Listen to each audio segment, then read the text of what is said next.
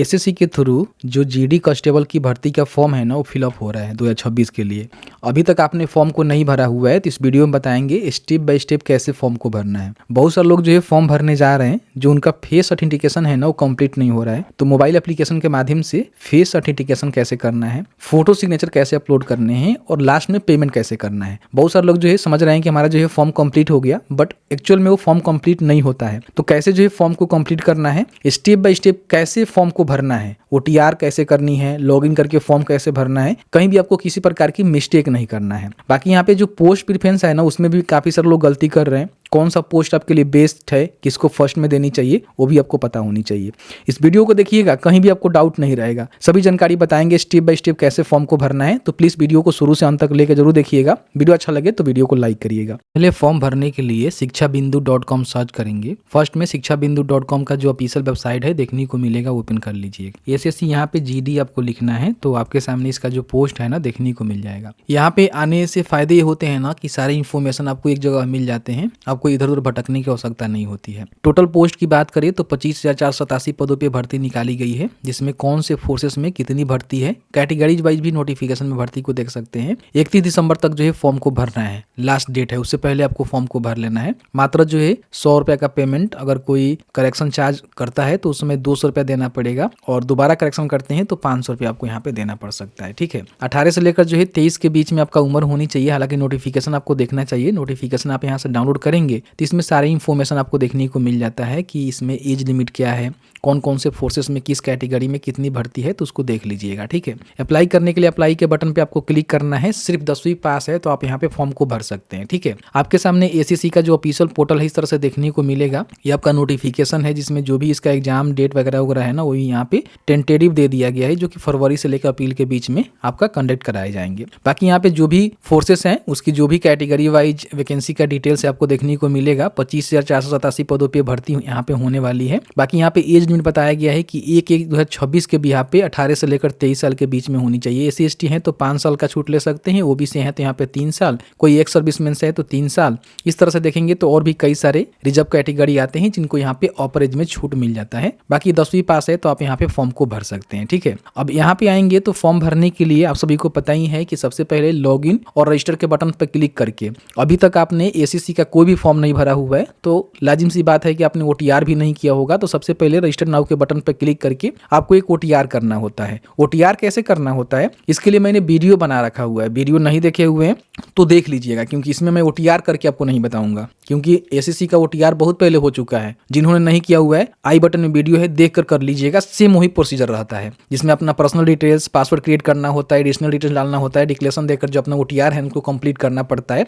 फिर यहाँ पे लॉगिन करके जो है फॉर्म को भरना होता है। तो जैसे ही आप यहाँ पे ओटीआर कर लेते हैं तो आपको एक रजिस्ट्रेशन नंबर और जो अपने पासवर्ड क्रिएट किया हुआ है उस पासवर्ड से लॉगिन करने का ऑप्शन यहाँ पे आपको देखने को मिल जाएगा। तो उस रजिस्ट्रेशन नंबर को, पासवर्ड को डालेंगे, जो कैप्चा यहाँ पे लिखा हुआ है इसको डालेंगे और लॉगिन के बटन पे क्लिक करेंगे। जैसे ही लॉगिन के बटन पे क्लिक करेंगे तो आपका जो डैशबोर्ड है ना इस तरह से आपको देखने को मिलेगा, जहाँ पे आपकी पूरी इन्फॉर्मेशन यहाँ पे रहती है। नीचे आएंगे तो जो भी यहाँ पे लाइव एग्जामिनेशन का सेक्शन है, इसमें जो भी भर्ती चल रही होगी एसएससी के थ्रू सारे आपको देखने को मिलेगा। जैसे कि यहाँ पे constable GD, central armed police forces, SSC, SSF, Assam rifle, GD में आपकी जो भर्ती है होने वाली है।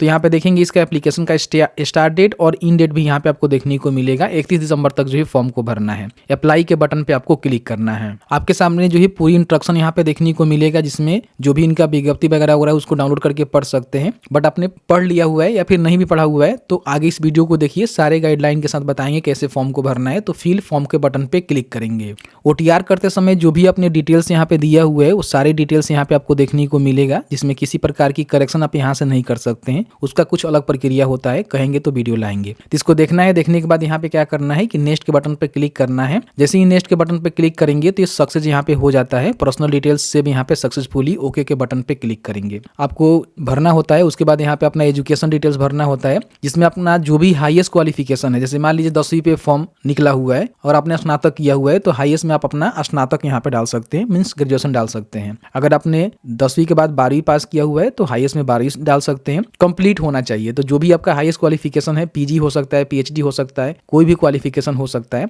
मेरे कंडीशन में मैंने 12वीं तक ही पढ़ा, मतलब व्यक्ति का फॉर्म भर रहे हैं तो हाईएस्ट 12वीं तक ही डालेंगे। फिर यहाँ पे अपना जो भी क्वालिफाइंग एजुकेशन है 10th ही आपको देखने को मिलेगा, क्योंकि ये 10th पे भर्ती है। फिर यहाँ पे एजुकेशन स्टेटस में आपको पास ही देखने को मिलेगा, अपेयरिंग वाले फॉर्म नहीं भर सकते हैं। पासिंग ईयर, जो भी आपका पासिंग यूटी बोर्ड है, बोर्ड का नेम है, रोल नंबर है, सारे आपको देखने को मिलेगा। फर्स्ट टाइम फॉर्म भरेंगे तो भरने का ऑप्शन भी आ जाता है। बाकी यहाँ बताएंगे कि आपका जो भी परसेंटेज है मैट्रिक का वो कितना है, परसेंट यहाँ बताएंगे कि आपका परसेंटेज कितना है। जैसे मान लीजिए मेरा 70% है तो मैंने यहाँ पे दे दिया।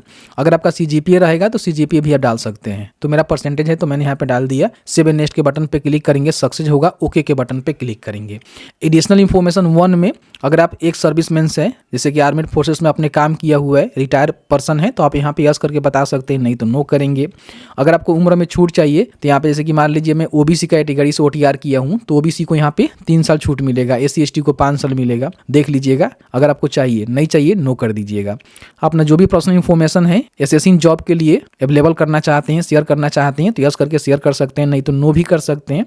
वो आपके सुरक्षा के ऊपर अनुसार डिपेंड करता है। फिर यहाँ पे सेव एंड नेक्स्ट के बटन पे क्लिक करेंगे तो इस तरह से देखेंगे आपका जो एडिशनल इन्फॉर्मेशन है वो भी यहाँ पे फिल हो गया। अब यहाँ पे एडिशनल इन्फॉर्मेशन 2 में जो भी प्रेफरेंस है एग्जामिनेशन सेंटर का वो आपको देना है। तो फर्स्ट में जो भी आपको नजदीक लगे जहाँ पे जाकर आप एग्जाम इसका दे सकते हैं, क्योंकि पहले एग्जाम ही होता है। तो 3 प्रेफरेंस यहाँ पे देना है।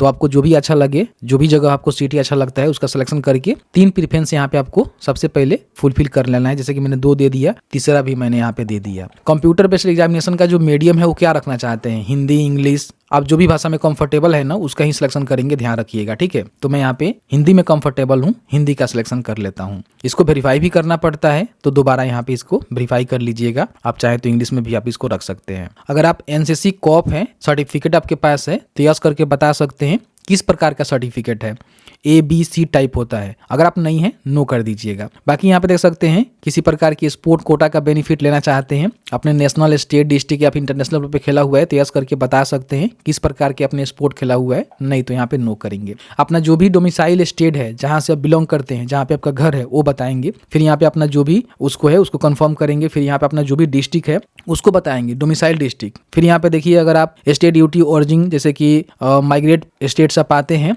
तो आप यहाँ पे बता सकते हैं। अगर आप कभी माइग्रेट नहीं किए हैं अदर स्टेट से अदर स्टेट में तो आप यहाँ पे नो करेंगे, ठीक है। बाकी यहाँ पे नक्सल अफेक्टेड एरिया से आप आते हैं, डिस्ट्रिक्ट से आते हैं तो बता सकते हैं, नहीं तो यहाँ पे नो ही रहने देंगे। कैंडिडेट बॉर्डर डिस्ट्रिक्ट से आते हैं तो यस कर सकते हैं, नहीं तो नो। अब यहाँ पे देखिए जो भी आपका पोस्ट है ना उसका प्रेफरेंस आपको देना है। नोटिफिकेशन को आप चेक करेंगे तो इसमें जो भी फोर्सेस की जानकारी दी गई है उसको आप देखेंगे तो इसमें कई सारे फोर्सेस है, जैसे कि BSF है, CISF है, CRPF है, SSB है, ITBP है, असम राइफल है, तो उसका प्रेफरेंस आपको देना है, ठीक है। तो यहाँ पे देखिए पोस्ट डिटेल्स का बटन आपको देखने को मिलेगा। इसमें कौन से फोर्स के लिए कौन सा पोस्ट कोड रखा गया है ना वो बताया गया है। जैसे कि मान लीजिए बॉर्डर सिक्योरिटी फोर्स के लिए देना चाहते हैं तो A है, सेप्स के लिए B है, असम राइफल के लिए F है। तो जो भी आपको फर्स्ट में प्रेफरेंस देना है, जो पोस्ट आपको अच्छा लगता है, इसका फॉर्म भर रहे हैं तो आपको पता ही होगा कौन सा पोस्ट कैसा है, तो अपने हिसाब से प्रेफरेंस यहाँ पे देंगे। तो मैं चलिए क्या करता हूँ कि सबसे पहले B देता हूँ क्योंकि मुझे CISF अच्छा लगता है, फिर यहाँ पे मुझे SSB अच्छा लगता है तो मैं यहाँ पे D का प्रेफरेंस यहाँ पे दे देता हूँ, ठीक है। इस तरह से जो अपना प्रेफरेंस है ना उसको आपको भरना है। तो मैं फटाफट से भर लेता हूँ। तो मैंने यहाँ पे इस तरह से भर दिया, ठीक है, जो भी मुझे अच्छा लगा। फिर दोबारा इसको सेम वही एंट्री कर देना है। चलिए मैं दोबारा एंट्री कर देता हूं जो हमने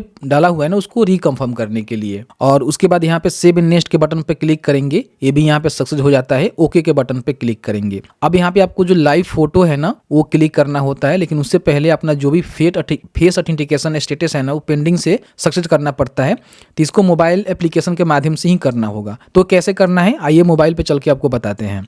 सबसे पहले क्या करना है कि अपने मोबाइल में प्ले स्टोर को ओपन करना है और आपको लिखना है माई SSC। तो आपके सामने ई वाला एप्लीकेशन यहाँ पे देखने को मिलेगा जिसको आपको इंस्टॉल कर लेना है, ठीक है। इंस्टॉल करने के बाद ओपन के बटन पर क्लिक करके ओपन करेंगे। ओपन करने के बाद बोलेगा कि सबसे पहले तो आप यहाँ पे लॉग इन रजिस्टर के बटन पर क्लिक करके जो भी आपका OTR रजिस्ट्रेशन नंबर पासवर्ड है कैप्चा को डालकर यहाँ पे लॉग इन करिए। तो अपना जो भी यूजर नेम पासवर्ड है उससे डालकर आप लॉग इन करेंगे और यहाँ पे देखेंगे तो आपको जो है एक डैशबोर्ड का बटन देखने को मिलेगा। यहाँ पे क्लिक करेंगे, माई एप्लीकेशन के बटन पे क्लिक करेंगे तो यहाँ पे देखेंगे ACCGD का जो फॉर्म है ना, हमने यहाँ पे भरने का ट्राई किया हुआ है और यहाँ पे देखेंगे तो देखने को मिलेगा कंटिन्यू। ठीक है, तो कंटिन्यू के बटन पे आपको क्लिक करना है। जैसे ही क्लिक करेंगे तो सारे स्टेप आपको देखने को मिलेगा जो आपने फिल कर रखा हुआ है, ऑटोमेटिकली यहाँ पे देखने को मिल जाता है। तो इसको नेक्स्ट सेव नेक्स्ट करके क्या करना है कि सेव नेक्स्ट करते रहना है, कुछ भी इसमें छेड़छाड़ नहीं करना है। ठीक है, सेव नेक्स्ट फिर करेंगे। अब यहाँ पे अपना जो भी फेस ऑथेंटिकेशन है ना, वो आपको यहाँ पे देखने को मिलेगा पेंडिंग। तो अब इसको करना है। करने के लिए सबसे पहले कंसेंट देना है।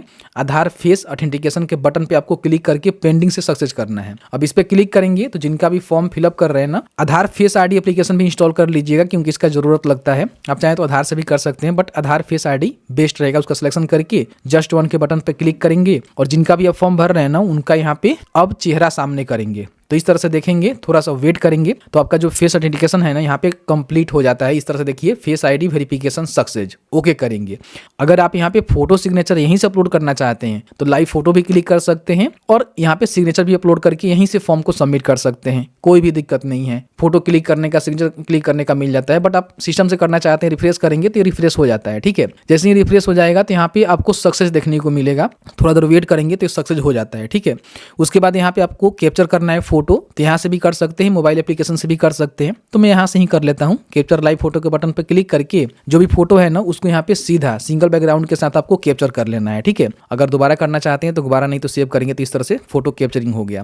सिग्नेचर जो है 10 से लेकर 20 KB के बीच में JPG या फिर JPG फॉर्मेट में अपलोड करेंगे, जिसका डायमेंशन भी बताया गया है। बनाना नहीं आता है imresizer.com से बना लीजिएगा और यहाँ पे अपलोड सिग्नेचर के बटन पर क्लिक करके अपलोड कर दीजिएगा। अगर बनाने में कोई दिक्कत हो रहा है तो बता दीजिएगा, imresizer.com से बन जाता है। फिर यहाँ पे अपलोड कर देंगे, सेव एंड नेक्स्ट के बटन पे क्लिक करेंगे। अब यहाँ पे आपके सामने जो है कुछ इस तरह से इंटरफेस आपको देखने को मिलेगा। ठीक है, जिसको यहाँ पे देख लेना है। देखने के बाद यहाँ पे अगर बैक जाकर को सुधार करना चाहते हैं तो कर सकते हैं, बट आपको क्या करना है कि जानकारी को चेक करने के बाद लगता है कि आपने सही फिल किया हुआ है तो सेव एंड नेक्स्ट के बटन पे क्लिक करेंगे। आपके सामने डिक्लेरेशन आएगा जहाँ पे एग्री करना है, कैप्चा को फिल करना है और यहाँ पे सबमिट के बटन पे आपको क्लिक करना है। यहाँ पे देखेंगे कंटेंट वेरिफिकेशन पेंडिंग, इससे कुछ मतलब नहीं है। अब जो है पेमेंट अगर आपका एप्लीकेबल है, महिलाओं को नहीं देना होता है, SC ST को नहीं देना होता है। अगर आप जनरल कैटेगरी से हैं, OBC हैं, तो आपको 100 रुपये का पेमेंट करना है। तो पे नाउ के बटन पर क्लिक करके किसी एक बैंक का सिलेक्शन करके यहाँ से पेमेंट को डन कर देंगे। आपका एप्लीकेशन यहाँ पे कंप्लीट हो जाएगा। प्रिंट आउट निकाल कर अपने पास सुरक्षित रख लेंगे। मैंने आपको पूरी प्रक्रिया बताया किस तरह से स्टेप बाय स्टेप फॉर्म को भरना है। फॉर्म भरने में कहीं भी किसी प्रकार की कोई प्रॉब्लम आ रहा है, समस्या आ रहा है, तो आप हमें बता दीजिएगा। उसके लिए हम अलग से वीडियो ला देंगे। संभव होगा तो कमेंट सेक्शन में ही उसकी आंसर कर देंगे, जिससे आपको जानकारी मिल जाएगा। तो कोई भी डाउट है कमेंट जरूर कर लीजिएगा। ऐसी इंफॉर्मेटिव वीडियो देखने के लिए अभी तक आपने हमें सब्सक्राइब नहीं किया हुआ है तो सबसे पहले सब्सक्राइब कर लीजिए। इस वीडियो को शेयर अवश्य कर दीजिए।